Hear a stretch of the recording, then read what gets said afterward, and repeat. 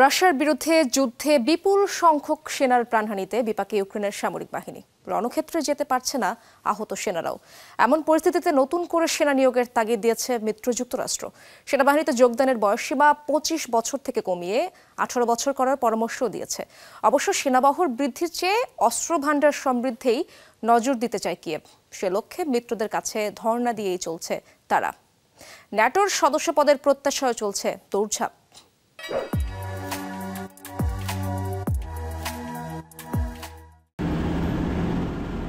ইউক্রেনের পূর্বাঞ্চলে প্রতিদিনই অগ্রসর হচ্ছে রাশিয়ার সেনারা।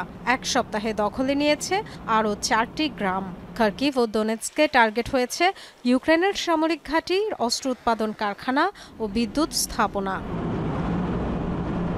123টি ফ্রন্টলাইনে লড়াইয়ের কথা জানিয়েছে ইউক্রেন। রুশ ভূখণ্ডের দিকে ছোড়া 10টি এটিসিএমএস মিসাইল ঠেকিয়েছে মস্কো।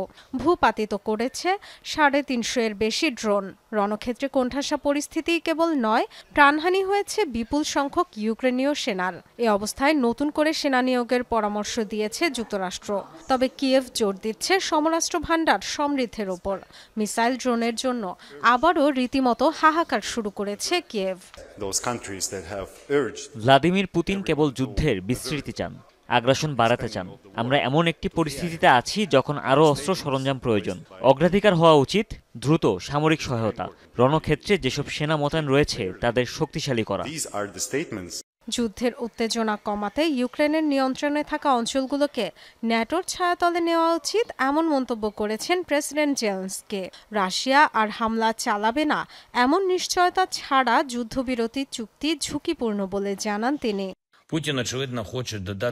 ভ্লাদিমির পুতিন যুদ্ধ শেষ চান না, অন্যদেরও শেষ করতে দিতে চান না।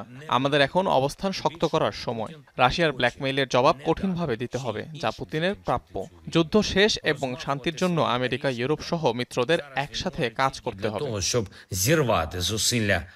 ন্যাটোর সদস্যপদের প্রত্যাশায় এখানে সেখানে ধর্ণা দিয়ে চলেছে কিয়েভ। আগামী সপ্তাহে ব্রাসেলসে ন্যাটোর পররাষ্ট্রমন্ত্রীদের বৈঠকেও উপস্থিত হতে চান ইউক্রেনের পররাষ্ট্রমন্ত্রী আন্দ্রি সিবিহা। ডরোথি তাস্ট্রিন, যমুনা নিউজ।